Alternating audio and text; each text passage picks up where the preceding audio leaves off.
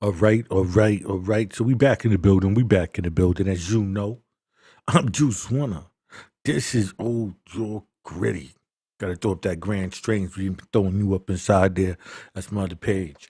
Right. Um, okay, so as you know, we're up to chapter 10. Right? I was looking at it a little, did a little cheating here on you. This is my first time. Forgive me. Um, it's right here. Next page. Only did like a page. All right. All right. By the way, oh, sorry. By the way, don't forget to hit the like, the subscribe, and the notification bell so you can be notified when new content is being uploaded. And this is my book, Street Skelzy, Knock 'em Out the Box. It's about two brothers on opposite sides of the law who must team up in order to find their father's killer or killers. This takes place in the city of New York, but it also expands out to the tri-state areas. The fast-paced book, a lot of action. I don't really want to get into it. It's just what it is. So I'm actually sitting around and trying to develop a commercial for it, write it out, and then perform it one time, and then have a button where I just let it do it for me. So I ain't got to keep doing it and whatnot. You know what I mean? But okay, so we in this right here, right? And it goes chapter 10, remarks of Bernard Bernard's lecture, very important. The following extracts are taken from the lectures of William B. Bernard, a Royal Arch Mason. It was delivered before Union Lodge, New London, Connecticut, June 24th, 5825. That is AD 1825. So learn how to do the dating, you know what I'm saying? So you see how the dating is off by 400 years. That's how you know what lodge they're in, right? It professes to have been published in compliance with the following request. Union Lodge, New London, November 31st, AL 5824. Bro Williams F. Bernard Esquire. We, the subscribers, are appointed a committee by Union Lodge to present to you their thanks for excellent oration by you delivering at their request on the late anniversary of St. John the Baptist, and to express to you the high gratification they derived from your labors on that day. We have it further in charge from the lodge to ask of you a copy of your orient, ortation, ortation, that they may cause the same to be pointed and circulated for the benefit and instructions of the craft. Permit us to express our earnest desires that you will gratify the wishes of the brethren, respectful and with high esteem in company. Layman Law, Samuel Green, John Fresh, Committee of Union Lodge. Here follows Bernard replay to the compliance with the request remarked whatever however that there are obvious objections to publishing such an address, and out in this opinion we fully agree with him, for it gives dangerous information to cowards. Remark on the above address. At the commencement of intiments that there is particular difficulties in his case and in that of all others who lecture on masonry without the lodge. The reason is thus given. Others pose to teach without reserve, while a Masonic lecturer does not mean to tell all his art, all that may be known. His duty is to say of Masonry whatever may be said about it publicly. We understand all this, Mr. Lecturer. You are bound by oaths and death penalties not to reveal a single point of masonry, yet you hypocritically profess to lecture before the public on masonry. Sure enough, your position as a public lecturer, I think about what's his name, Dr. Inky. I know he wanted them woke dudes. He rule you arts degree, and as I'm reading this, I'm thinking about him, because like I heard him talk one day, and he literally wasn't saying nothing. Sure enough, your position as a public lecturer is a critical one. What would you think of those who profess to teach Christianity on asserting that they are all bound by oath and death penalties not to reveal a single point of Christianity? The truthful answer to this question will suggest that we think of masonry lectures when they lecture without the lodge. And the degree entitled The Key of Masonry, the secret brothers are thus instructed.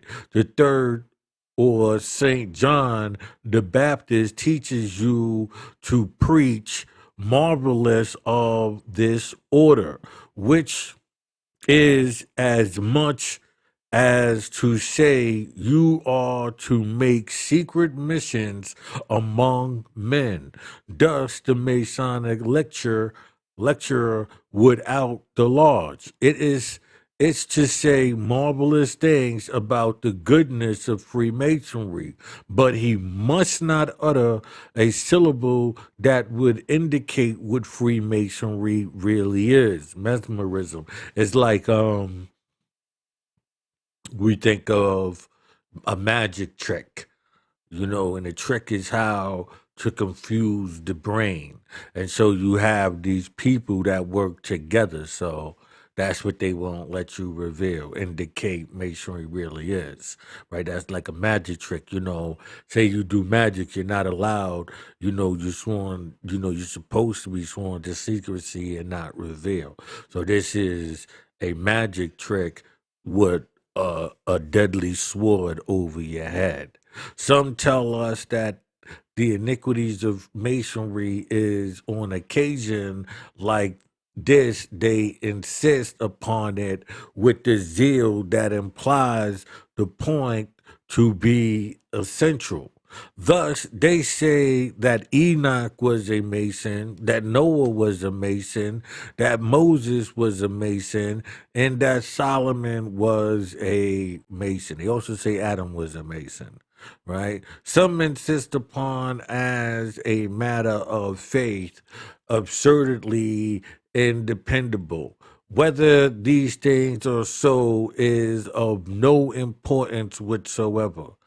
He knows those men were not Masons, yet he has not the honesty not the honesty to confess the facts, nor will he commit himself before the public by asserting the falsehood through, though he knows that all this is taught inside the lodge. Yea, and outside too, as he admits. He knows too that the whole system is based upon such slanderous falsehoods, and that Masonic death penalties are enforced by the slanderous falsehood that Solomon inflicted such penalties. He know that he knew too that himself and his fellow conspirators were then keeping what they call the anniversary of John the Baptist on the assumption, of course, that said John was a Mason.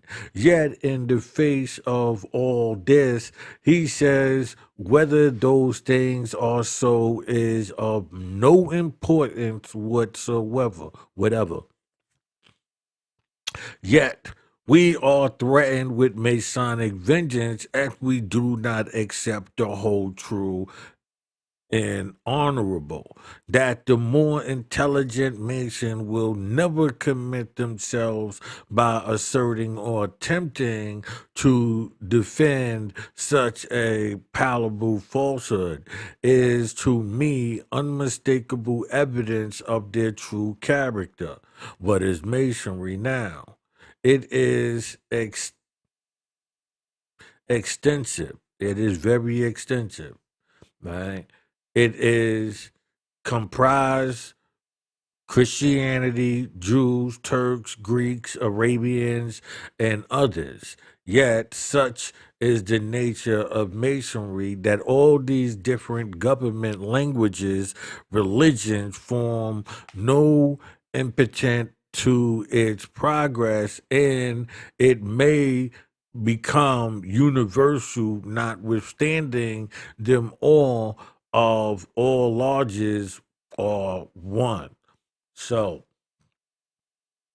as you know, these are basically those who became the enemies of Christianity, right? The those those who don't know, like, so you become and you could be a Christian, come inside there, get the information, and you too will become an enemy because you're like, wait a minute, I didn't know this is how Christianity came about, right? And so the Jews, because they feel, you stole their system. The Turks, which to me, like the Arabians alike, or have a beef with you through the Syrians, the Muslims. You know what I mean? So then we got the Greeks, and others. Whole bunch of people who just got a beef because of the losses that was taken throughout that system, right? And so it's a mind game because they had already infiltrated that system. So the things that you were mad at is you're hugging your enemy. They were the ones who perpetrated the fraud. They don't believe in that system. So they can go inside there and violate it to its utmost. No, sir. All lodges may be one, but Christianity cannot be one with such lodges, nor can Christians be one with such characters. See 2 verse 14 and 18. I'm not sure what that is. What is Masonry now? 1825. It is a powerful, it's comprised men of rank, wealth, office, and talent, and power, and out of power, and that in utmost every place where power is important. It is comprised among other classes of the community to the lowest in large numbers, effective men united together and capable of being directed by the efforts of others so as to have the force of concert through the civilized world. They are distributed too with the means of knowing one another and the means of keeping secrets and the means of cooperating and the desk and the long legged legislative halls, on the bench in every gathering of men of business and of every party of pleasure, in every enterprise of government, in every domestic circle, in peace and in war, among enemies and friends. Yes, and you may now add, if you could not then, in every church, if not in every pulpit. Like I told you, this is somebody saying this from way back then. I just told you the church has been infiltrated. Um, I'm gonna say since the 1100s. You know what I'm saying? Since the 1100s, right? So it goes, there are many, no doubt, who will review all this.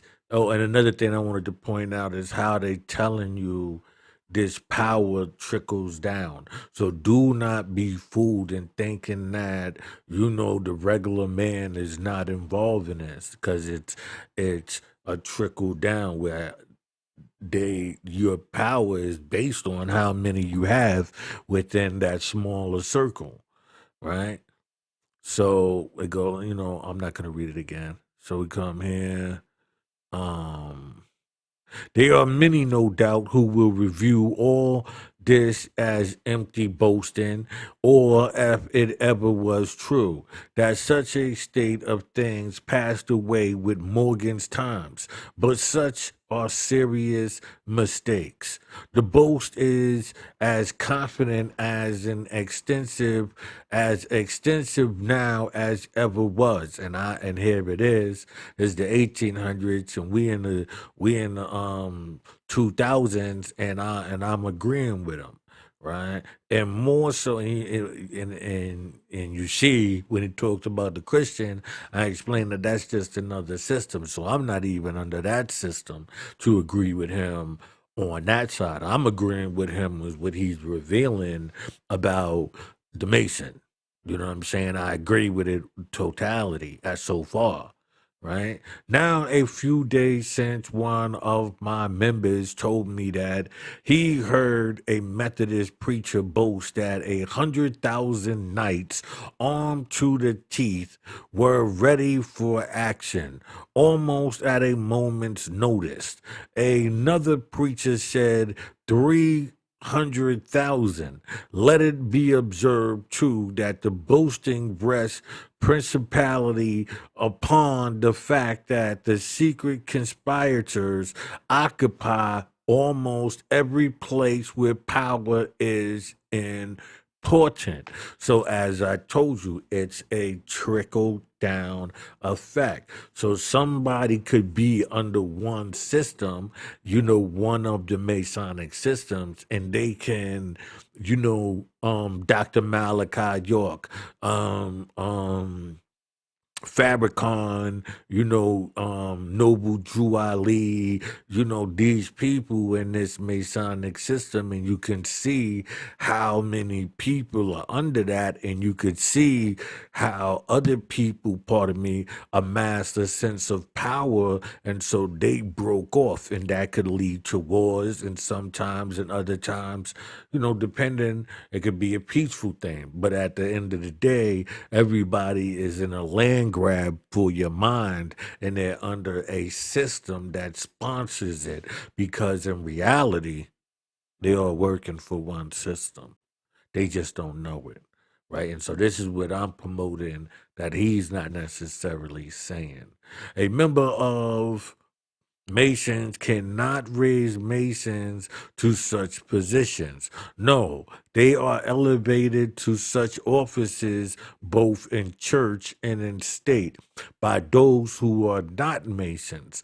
Now, if when raised to such place of power, they should turn around and crush those who raised them, who would either wonder or pity. And what they will crush them, I have no doubt. Nay, they are doing so now. Well, as men will put the sword in the hand of their enemies, despite all warning, they must take the consequences and the blame together, and that without pity. You know what I'm saying? That's why I give it hard because I mean, I give it hard due to the fact that you as long as you play blind, dumb, and you don't want to see, then yes, you are aided and abetted, and I can't, say it in a nice way to you. So powerful indeed it is at this time that it fears nothing from violence, either public or private, for it has every means to lean it in season. In contrast and counteract defeat and punish it. It is too late to talk to of the prosperity of continuing or suppressing Masons after the time to do so has gone by. So, good or bad, the world must take it as it is. Think of it, laugh at it, wonder at it, hate it, or despise it, as occasionally presenting in little meetings a number of grave and otherwise sensible men with aprons on. Still, it is not only all that I have told you, but it will continue to be, and the world in arms cannot stop it. Now, rest assured of it, this is a somewhat faithful portrait of the character and purpose of Masonry, past and present, so far as the portrait goes. As if men will obstinately close their eyes to the fact and still raise the conspirators to every place where power is of importance. The time must come when they shall learn and feel the import in the bitter words. Think about I watched the TV show. I was watching it, but they started promoting too much trans stuff. It's in Chicago. Um, the Shy, right? And you look at the power of the dude, the black dude using all of this muscle in the street for him to get in power and political places. This is what he's talking about right here. It is too late to talk of this prosperity of continuing or suspending masonry. The time to do so has gone by. Methodists in particular take warning lest it punish you for your folly. Masonic lectures now lay down this proposition. Masonry is founded in wisdom, yet he immediately adds Masonry has nothing to do with very many good things. It has nothing to do with any mere principles. It has nothing to do with benevolence or mere goodwill, with any exercise of mind or emotion of heart. Correct faith is indispensable, but masonry has nothing to do with that. Nor is masonry at all connected with any display of intellect. Yes, it's about belief. As I may be misunderstood, I mean explicitly to state that masonry has only one objective, but what that objective is not stated. That doubtless is one of the Masonic secret. He goes on, the only religious test is this, that men should have a sense of their immortal accountability so that their obligations can be confined in. Hence, it is that Among men's, there is either inquiry nor discussion about religion or politics. Masonry is founded in wisdom. We are told, yet it has nothing to do with religion, politics, benevolence, goodwill, any exercise of mind or motion of heart, nor has it anything to do with faith or the intellect. At the door of the lodge, his claim for admittance cannot be refused, whether he come from across the street or across the ocean, in robes or in rags. He may wear the crown or the turban, the Tyria, the Mitre, or the black cap of Geneva, the military hat with lace and feathers, or the broad brim of dab color. Affirmation, he is admitted, but when he has entered the door, it is too late to find fault with his company. The amount is this: men of all countries, characters, and beliefs may enter the lodge, but when once they enter, they must simply believe what is taught and do what is commanded by Masonic masters. Masonry has only, and when we say Masonic masters, we mean the mad scientists, the psychologists who testing out theories, and so they're using these theories on the people, as we say, with like social construct and so forth, right? Masonry master. Masonry has only one objective, and secure all this and keep the whole a profound secret. Awful oaths are administered and enforced by death penalty.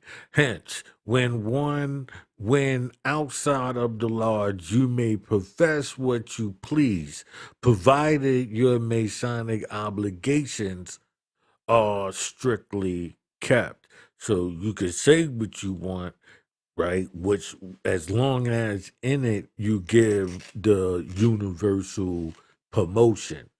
So you could be a Jew, a Buddhist, you could be whatever.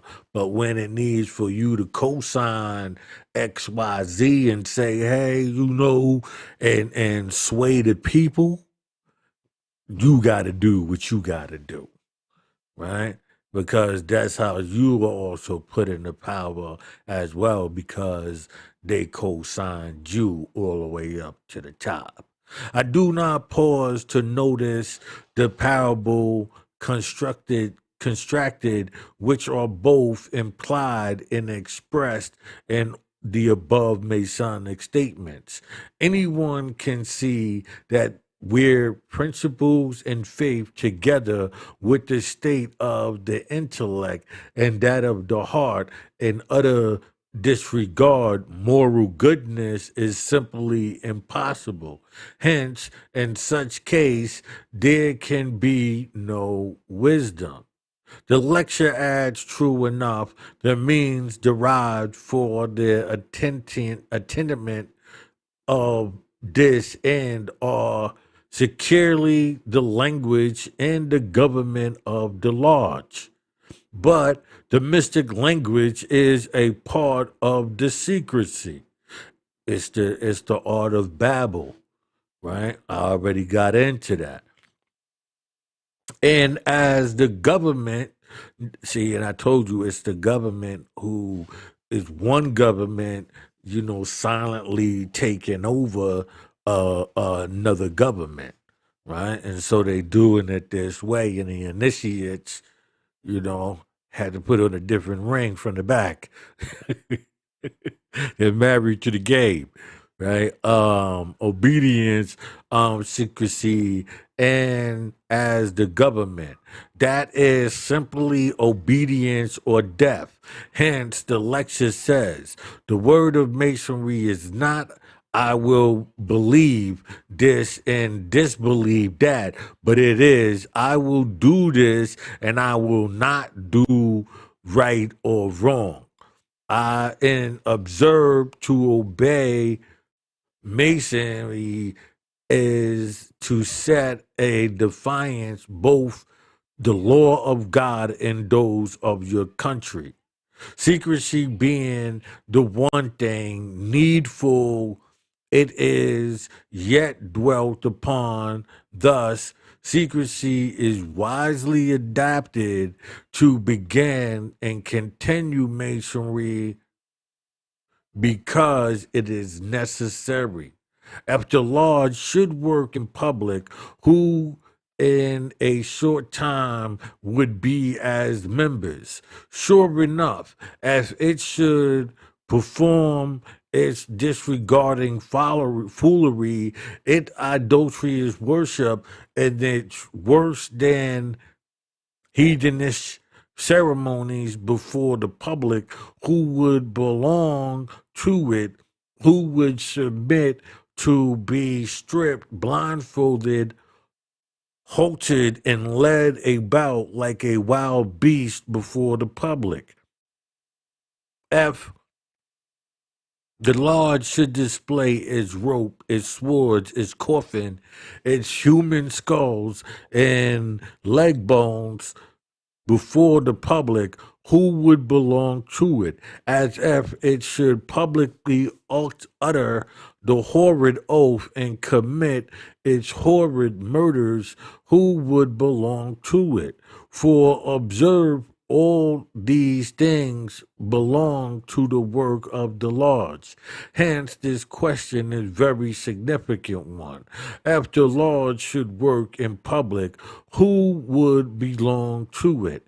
And we may ask with equal prosperity if gangs of burglars and assassins should work in public, who belong to it? And I'm glad they mentioned that because I'm the number one person telling you that the gangs are Freemasonry and it's a system. Them skull, them bones, them bodies, them piling up, yeah, that's them. Those are the sacrifices, right? And so you have these people within these things that are providing those, right? They are providing these bodies for the morgue, right? Nobody's gonna claim them, these type of things. Who would belong to them? In that case, who would acknowledge any connection with them? Why would either combination of workers love the darkness? He who is higher than the highest has given the answer. Men love darkness rather than light because their deeds are evil.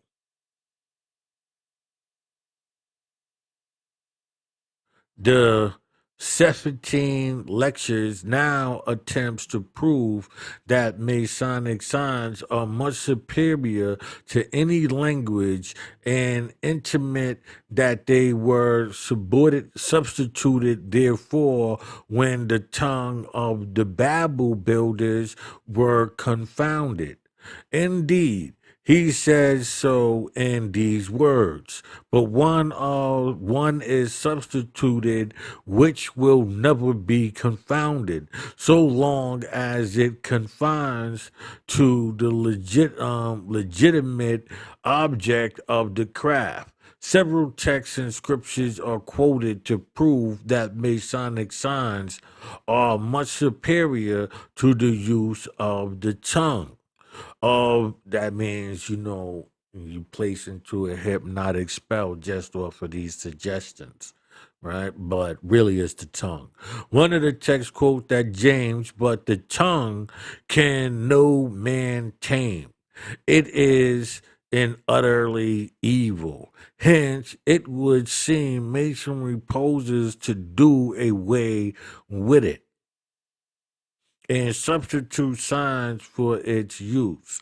Of course, all this is an attempt to impose silence upon their oath bound dupes and to justify their heathenish signs and symbols.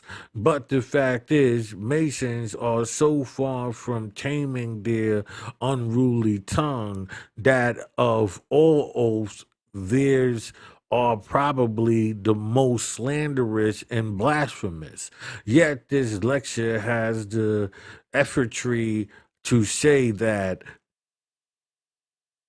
the brief but curious language of Masonry tells the truth only, though it is a fact that they are actually bound by oath and death penalties to do just the contrary. See, their oaths and obligations, but the orator, like his system, proceeds from bad to worse. Mark what follows. Talk to your principal, your feelings, your motives. Tell of your morals, your qualities of your heart, its purities, its zeals, its struggles, its temptations, your resistance, inexperience, and disposient hopes, emotions, and joys. Talk of these in good English or in other tongues. The Mason does not understand you. To him, it is the language of Ashdod. Did vultures ever exceed this? Everything in the Christian experience, from the least to the greatest in the kingdom of heaven, is here treated with the utmost contempt, while Masonic symbolism is elevated beyond all praise. And as the things here specify are scripture declares to be the work of the Holy Spirit and all the results of the atonement and intercessions of Jesus Christ. It follows that the Bible is the real object of all the Masonic hate. Its teachings, together with all the declarations of holy men of every age, are, we are told, the Mason, the language of Ashdod. Now, when your young men enter the lodge and are thus placed completely under power of such teachers and completely beyond the reach of their nearest and dearest friends, what can save them?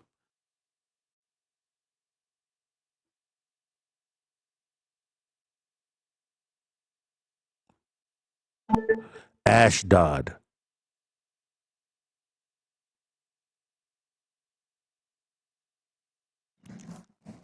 right? According to Wikipedia, Ashdod is today a major Israeli city and contains the largest port in Israel, accounting for 60% of the country's imported goods. Okay, so you got that, all right? Um, Ashdod, right? So we got that. Dearest friends with them. The rule under which they are placed in the lodge and thus intimidated by the lectures, while others will not understand the Masonic language. Masons must, this last word tells the whole story. That word must embrace the sum of all this talk about Masonic language. Hence, he immediately adds, among Masons as such, there is no familiarity. Each must know his place, keep within it, and do his duty and stop there. Thus, you see, this is the word must apply must applies to acts of Masonic government and to every step of Masonic subject. Must applies to all calls and summons thrown, handed, or sent. Hence, those who were most adverse to the murder of Morgan, as well as those who were most bent upon it, asserted both the justness and the duties of doing so. As all we all agree, says Giddens, that he ought to be executed, that he had fortified his life, that according to the laws of the institution he must die, and that we the Masons were bound to execute him. Accordingly, they all proceeded towards the magazine and executed upon Morgan the Masonic penalty. On perceiving one hang behind on perceiving one hang behind, one of the company said, the watch out, to him, "What is the matter? Why don't you come in?" He answered, coming up with the others at the same time. "Gentlemen, if you insist, I must go with you. I am bound to do so, but if possibly excuse me. Mark the reluctance which this man proceeded to the awful deed, and mark the acknowledgment as expressed in the words most bound, and must he did not dare to deny, but he feelingly and very humbly begged to be executed if possible. I introduce these facts here for the purpose of showing beyond the possibility of mistake the meaning of the word must in the lecture before us. When such words occur in public Masonic lectures, they are perfectly understood by Masonic subjects, but not by Cowans, right? Unless they are instructed by anti-Masonic literature. I can't say that. I guess the only anti-Masonic literature I knew was the Mahabone, the Master's Carpet, right? And so I can't say that. Even though, um it damn sure gave me like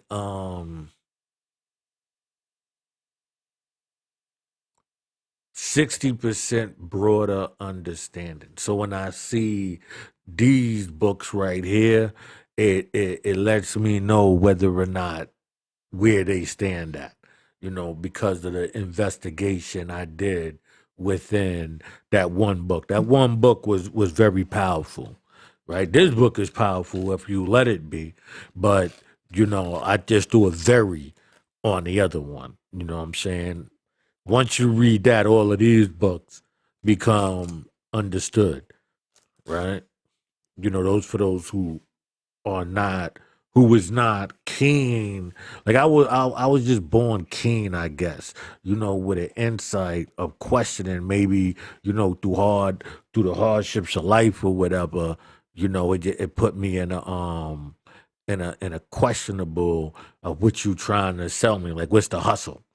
You know what I mean? So by the way, don't forget, this is Street Skelzy, Knock 'em Out the Box. This is my novel. It's about two brothers on opposite sides of the law who must team up in order to find their father's killers or killers.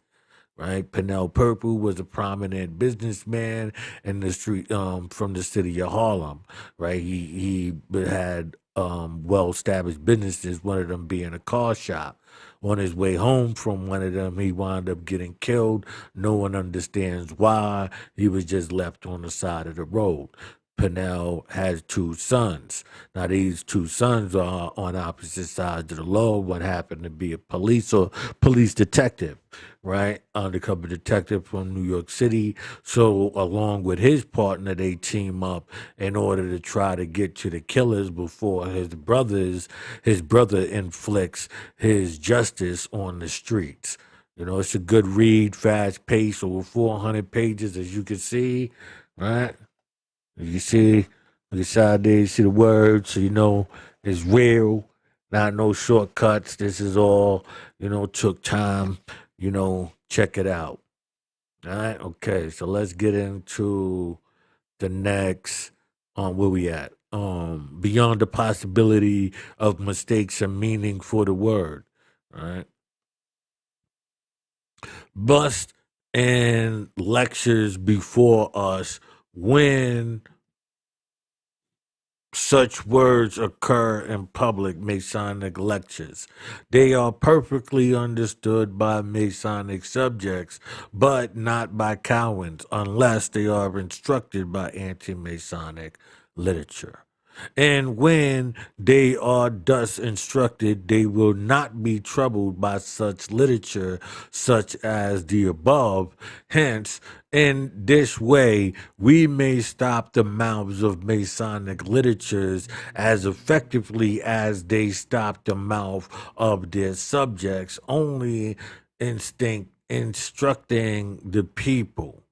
Mr. Bastow, a postmaster of BlackRock and a professing Christian, was a man who begged to be executed by Colonel King of Lewiston. He was a man who led the van and urged Bastow to come on. Gibby Giddens was the other who, taking encouragement from the example of Bastow, also begged to be excused. Hence, the murder did not take place that night, but but must implied others who murdered Morgan soon after. And at the beginning of the lecture, we are told that Masonry comprises all the lodges in all parts of the world, and that too, from the commencement of the institution, whenever that was, it to my fault, to the present time, and especially the lodge now in being.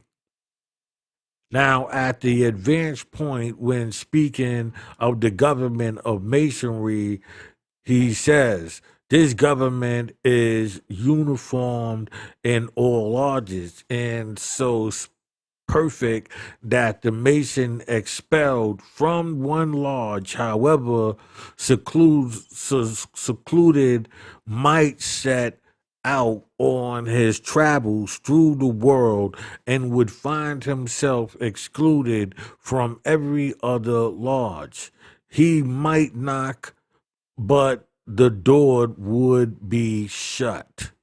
The vigilance of un the vigilance of universality of the conspirators here indicated that what Masons call the see all seeing eye, hence the symbol of an eye, entered largely into their system of symbolism.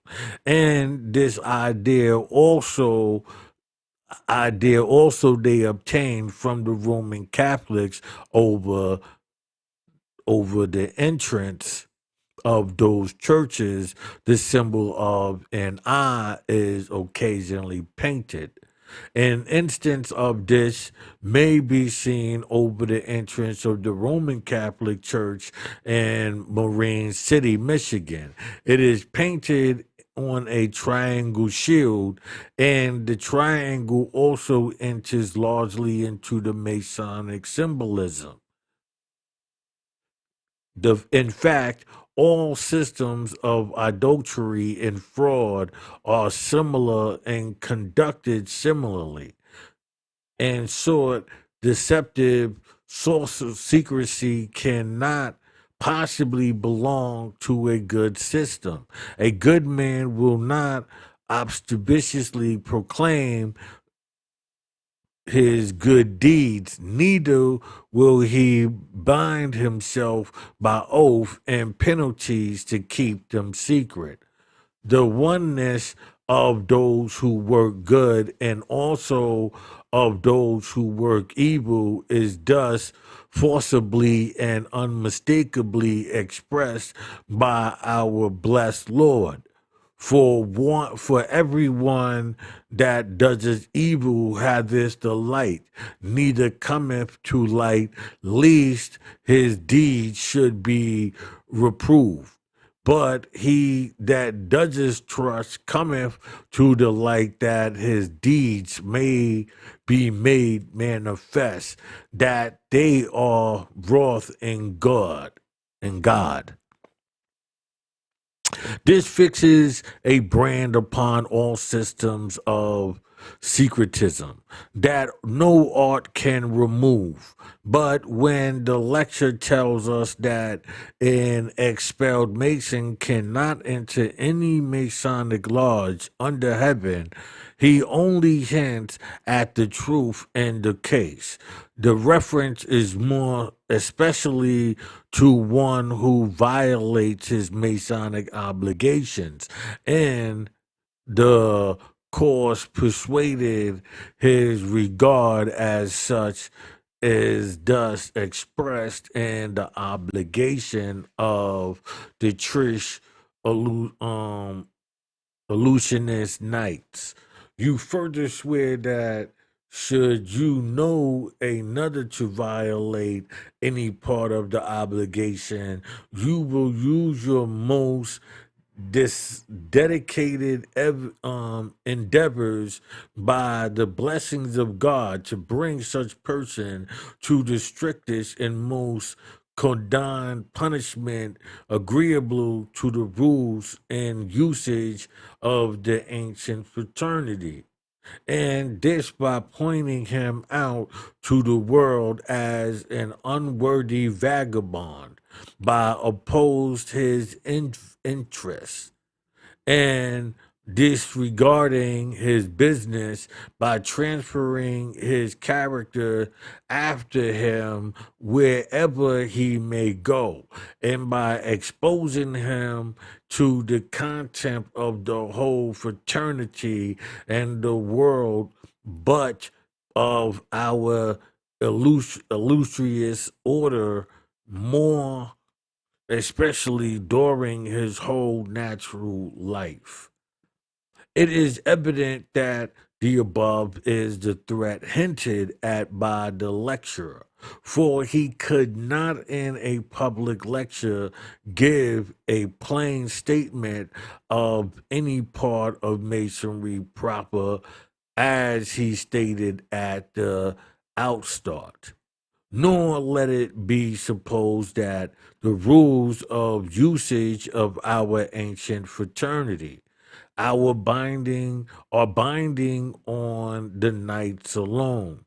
Not so. The entered apprentice binds himself to keep them even before he enters the swearing room. First in his written application, and again in the stripping room.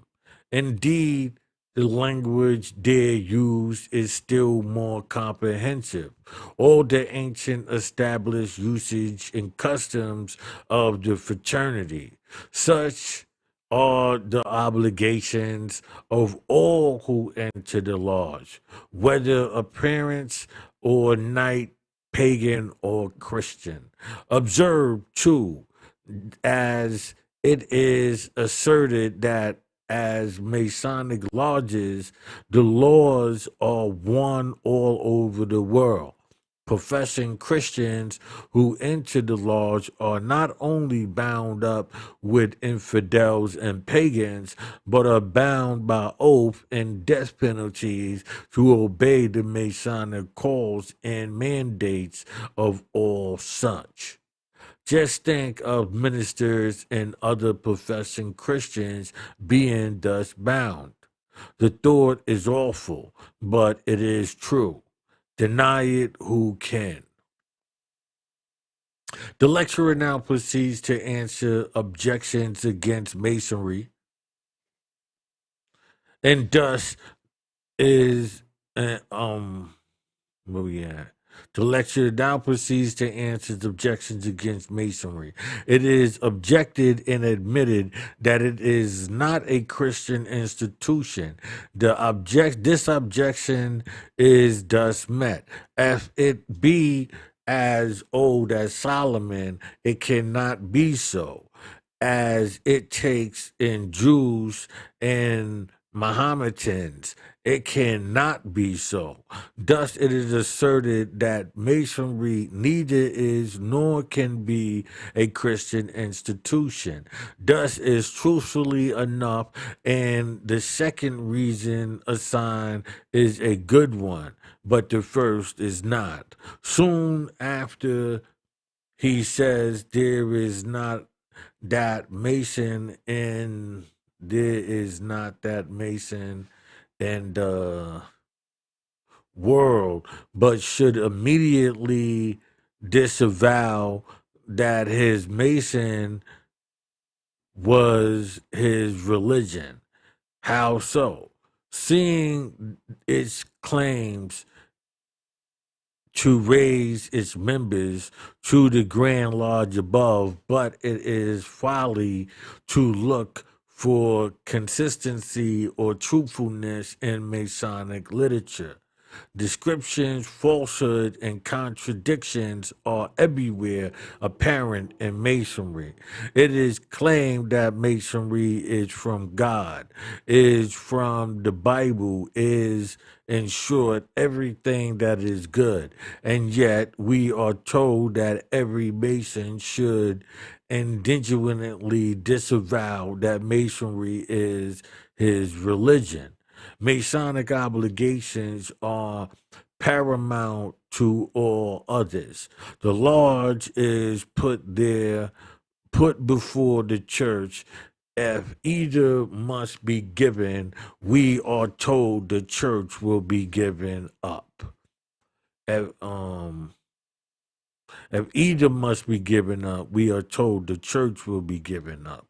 Finally, the Mason dies and buried according to the Masonic ritual, is declared to be safe at home in the Grand Lodge above. Yet, while living, he must indigently disavow that his Masonry is his religion. Just so, this is Masonry exactly. Before the public, it always denies its real purpose. The literature proceeds, but through not Christianity nor religion, even it is religious, for it is, when practiced in obedience indeed to one great moral precept of Christianity: thou shalt love thy neighbor as thyself. Just here we ask the Mason an old but very pertinent question. Retentant question. Who is thy neighbor? According to your creed, none are, but such as belong to the lodge. From your love, all the aged and infirmed, all minors, maimed persons, hermaphrodite slaves and women are especially excluded, as also Jesus Christ, whose grand precepts you profess to practice. Truly, it is with a poor grace that Masonry professes to practice this precept. And this same Masonry, which professes to be so literal and loving, binds its members in that all others and death penalties to commit murder, but the latter is taught inside the lodge and the former outside. Another objection: this institution is said to be dangerous to the government and religion and of a country. The objection is thus met. That it has never attempted any such thing is proof that it cannot come within the scope of its design. It has made approaches and is still making approaches to this day. Right? So let's see here. Um where we at attempts scoping this another objection. Okay, this objection is met by simply denying what all well-informed persons know to be a fact.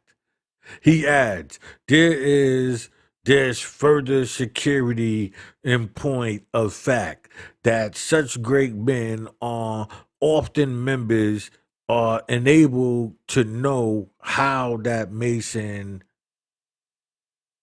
Masons do, without attending their meetings or even making themselves known as Masons, except to a few friends. Now, whether this is or is not a fact, I fail to see the justness of the conclusions drawn from it. For it is supposed great men are really Masons, then they are in the plot, whatever it may be. Moreover, when the thing is made known to them, it is made known as a Masonic secret, which they are bound to keep or fortify their life as a religion. It neither accepts nor can have defense from such men. It deserves to be noticed, however, that great men may be Masons without making themselves known as Masons, except to a few friends and Masons, of course, and this is just what great men do.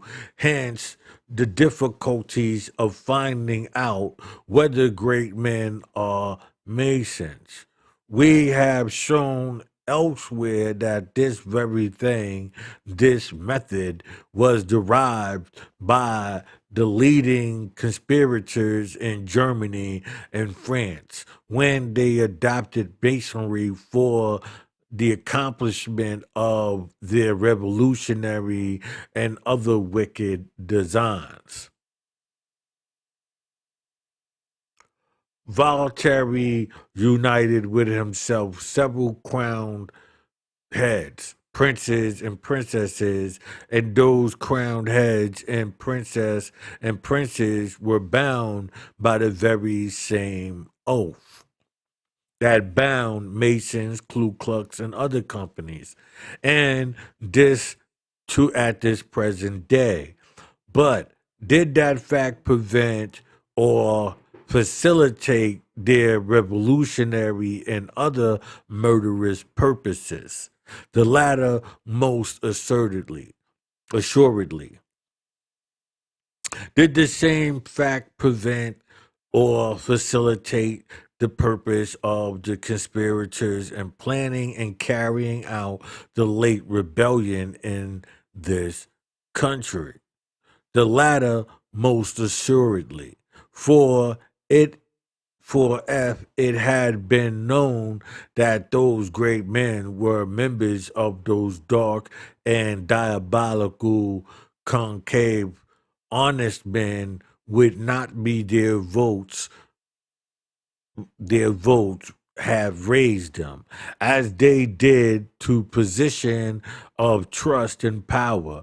A knight of the Golden Circle assures us that the late rebellion was planned by the fraternity before South Carolina.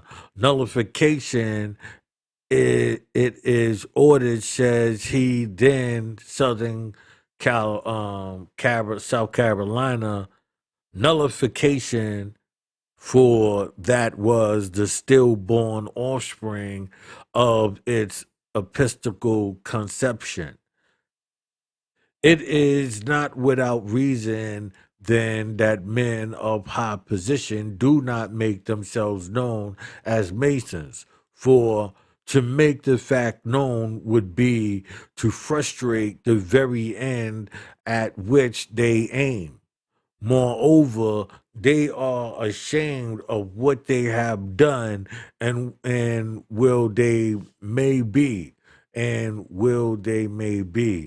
My one objection, and that the strongest still remains, says the lecturer. If anybody should ask me what reasons there was in the nature of things, why females should be excluded, I should answer frankly, there was none. That the word thing means masonically understood. I know not, but I do not know and have shown elsewhere that masonry excludes women by what it calls an naturable and unchangeable law. And I know too and have shown that the nature of masonry, if not in the nature of things, there are strong reasons why women should be excluded from masonry. And right well the lecture known this, but I suppose he did not recognize masonry as being included along among what he calls things. I know too that in the nature of masonry there is strong reasons why all the aged and infirmed, all minors, all made maiden persons, all idiots, all madmen, fools, hermaphrodites, and Jesus Christ should be excluded. And the reason for all this also we have pointed out elsewhere. But we are told it is in this more audacious duties of humanity that masonry is most wanted. The mason should dive amidst the storm to rescue his drowning brother. He must save him in war from the edge of the sword, tear him from the flames of his own dwelling, and visit and comfort him in senses of trial, where female delicacy is seldom called an act. This is the true reason. This reasoning is alike Masonic and wonderful. But does not Christianity enjoy all acts of kindness? Therefore, the female should be excluded from Christianity as well as from Masonry. Indeed, this reasoning would exclude her from society and from the world altogether. In attempting to meet this objection, the lecturer has not only made himself ridiculous, but he would have us believe that the sole objection An end of masonry is to work where female delicacy is seldom called to act. If so, we may be permitted to ask, why do Masons bid themselves by oath and death penalties to keep the matter secret, and then send out their lecturers to make the matter known? But commitment is useless. The question and answers which follow are also singular and may have the passing notice. But why do you celebrate this day as Masons? Because the Baptist was a Mason. That the Baptist was a Mason is proved thus. Remember what this was proved. This has proved that Masonry is nothing else than the actual performance of work of charity. If so, we again ask, why do Masons bind themselves by such terrible oaths and penalties to keep the matter secret, and then stun our ears with loud and insisting boasting about the same charity, leaving the Mason to prepare an answer to this question. We passed on to notice what the lecturer offers as proof that John the Baptist was a Mason. The Baptist thought Masonry in the very term of the definition. To an ignorant and benighted world, this harboring of light toward a new doctrine, the doctrine of repentance. The doctrine of repentance. Repentance we never heard of. The anxiety of the multitude around him exclaimed, what shall we do? Mark well the answer. He that hath one course, let him impart to him who hath none. And he hath the meat, let him do likewise. If this be not masonry, tell me ye that are wiser what it is. The amount of this wonderful argument is this. John the Baptist said to certain inquiries, let such as are able feed the hungry and clothe the naked.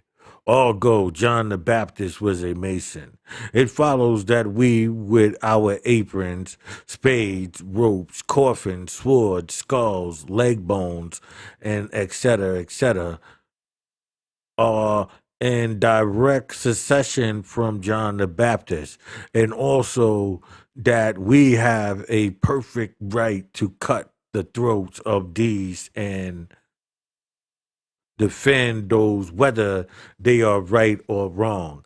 And this observe is what the lecture calls true wisdom. And this wisdom, the sum of masonry. We will only say from such wisdom, good Lord delivers us. But as we have already said, comment is useless. Falsehood, fraud, and slander and apparent throughout. Tell me what the devil is. Tell me that the devil is a Mason, but don't tell me that John the Baptist was one. I like that.